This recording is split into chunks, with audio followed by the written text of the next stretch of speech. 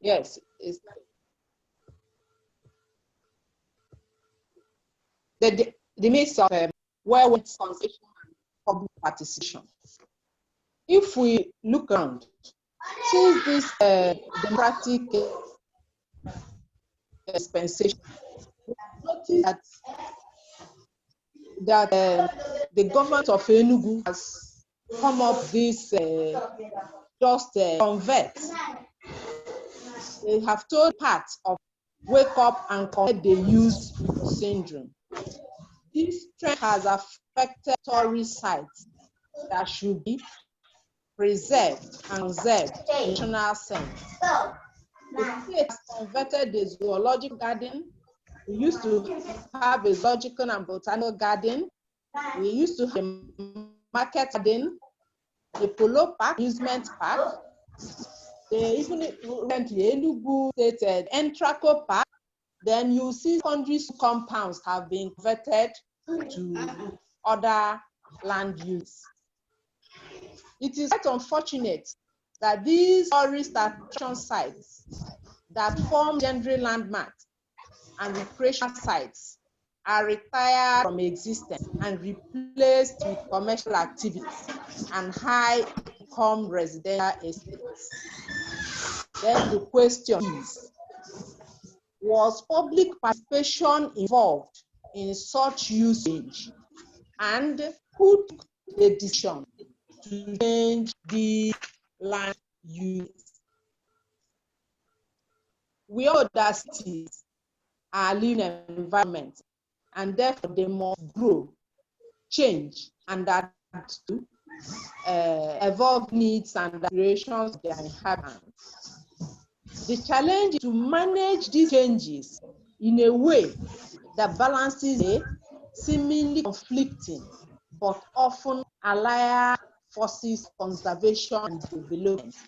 Thus, we talk about urban planning. Planning as a form of state intervention in ordering the use of land and the allocation of resources, administered at the national, regional, and local levels, is invariably subject to the pressures of governmental, economic, and societal changes. Thus, conservation and preservation must come in. When you talk about conservation areas, we are talking about protected areas or reserves that are usually established within the aim of protecting the natural environment from human activities and natural threats, in addition to providing scenic, environmental, educational, and historical sites. This research looked at the level of participation in the needs and use variation of areas using select cases, and to advocate a better way of public participation. This will aid in the attainment of Sustainable Development Goal 11, which seeks to create sustainable cities and communities for the populace. The goal is to determine public involvement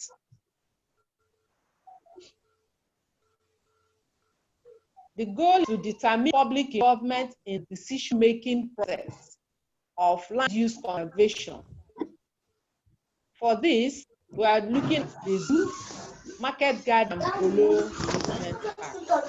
The objective is to examine parties involved in the decision to convert these land uses in Enugu, ascertain the level of public participation in the land conversion, and ascertain whether the present uses are preferred by the public, because sometimes the public may prefer the conversion if they did not part in its conversion.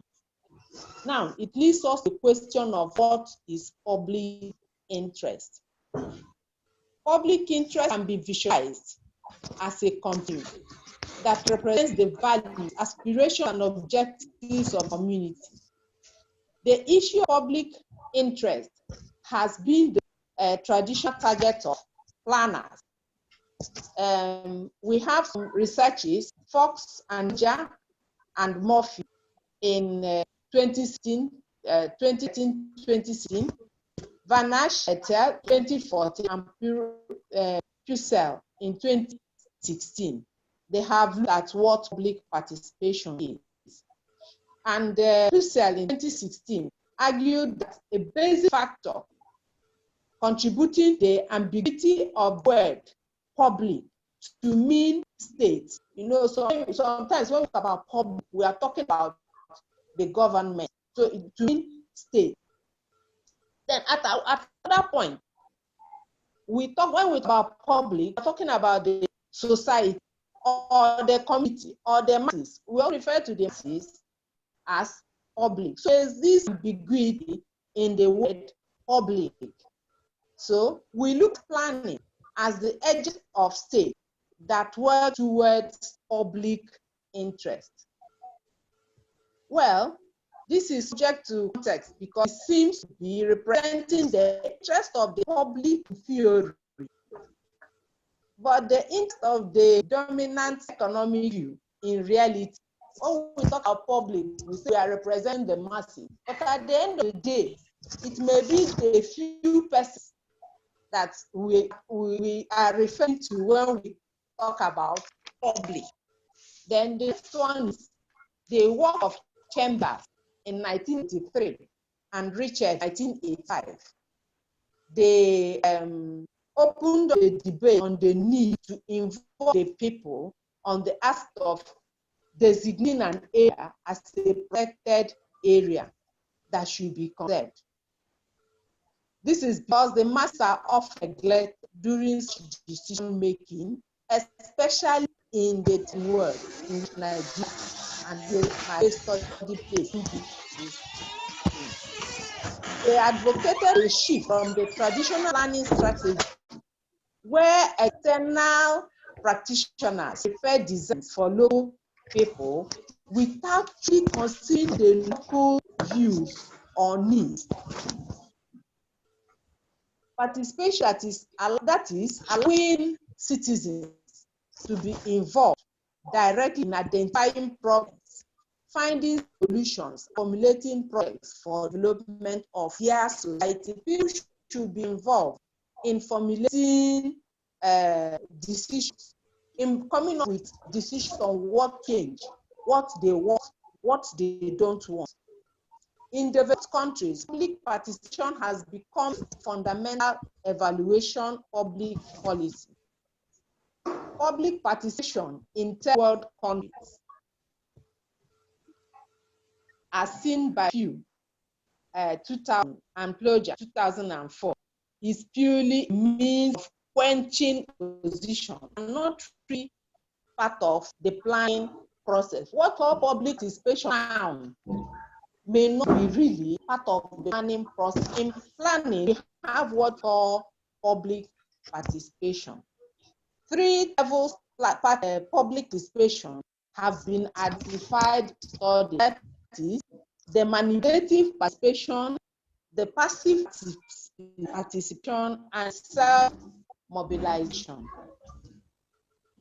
In most developing countries, we practice only the first, that is manipulative participation and passive participation. Now,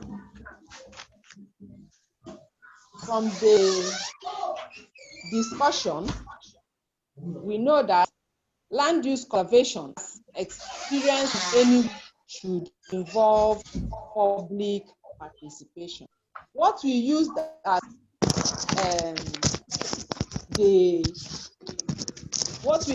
the case study is Enugu Zoological Garden, which was vetted to the state, the Enugu Market Garden, which was converted to Co-City Garden, and the Polo Amusement Park, which is now the shopping mall. Those people that lived in Enugu before 1999, they know these places that we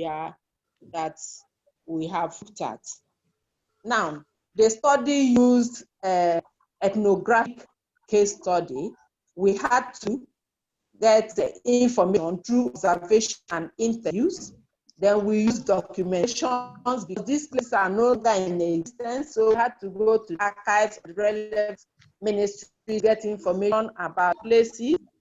Then some 80 individuals who didn't or who lived here before the conversions were identified, interviewed. Then the staff of tourism board, they were interviewed.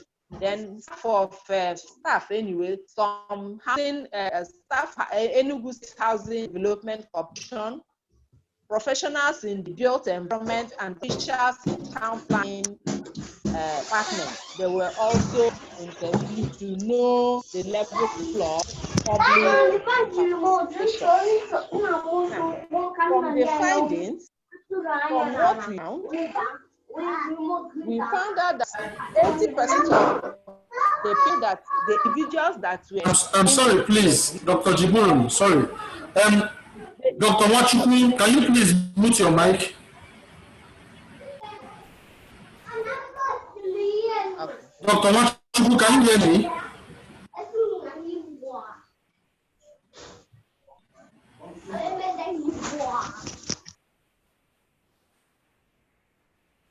Okay, but please. You can mute his mic from your own end. Yes. Can I continue now? Yes, you can. Both scholar, please, can you mute Dr. Wachukwu's mic?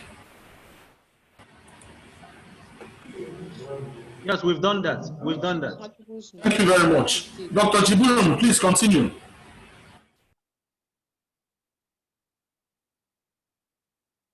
So we found that from the people that were interviewed, the residents, we found that 80% of the residents said that they rated the previous use of land for tourism as more appropriate for the biological garden and the market garden. They found it more appropriate than the current residential use because of them just asked, who goes to the zoo?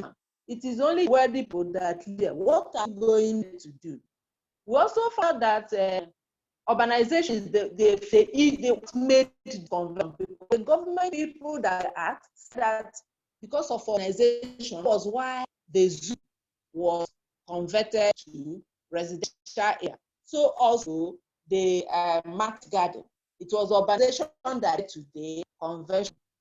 Then again, we found that Enugu does not have a developed blueprint like a master plan or land use plan for the city, because if it had this master plan and that was put in the master plan, then it will just be changed like that. Then we also that a deliberate use of power to avoid participation and opposition was also used, because the from the Enugu State Housing Corporation, they just said the government gave an order and it has to be obeyed. There was no other consultation. They must obey what the governor told them to do. The study also revealed that these before their extinction and use change were not in very good condition. This was attributed to poor management, poor infrastructural facility, and inadequate funding. Again, we found there is no central body that manages all tourist sites in the state. There is fragmentation in the duties and the obligation of the bodies managing the sites. Because of this fragmentation, it was easy to convert the place. Then, we also found from what we had, public opinion and participation was neglected in these land use conversions. All the people that were asked, nobody agreed that there was any setting, they had anything to do, they even consulted nobody in the planning office. By the time they wrote to the government, tell them that it's not right. How can you change the land use like that? They just told them it's too late, that the decision had been taken. And that was the end of it. So nobody did any other thing. So we come to recommendation. In the recommendation, we recommend that the government should try public participation. When you try public participation in land use, more people will benefit, because from we found that the present land use, that people, majority of the people are not benefiting from the residential estates.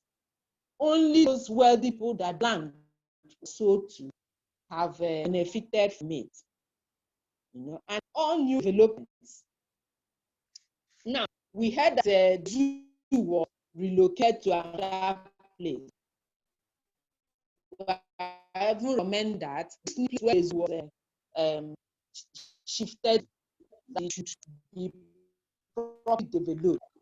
Zoological garden is very important for relaxation. It is important for health and all those things. It's important for the general environment. We are talking about climate change, all those things. We need such places and all those things.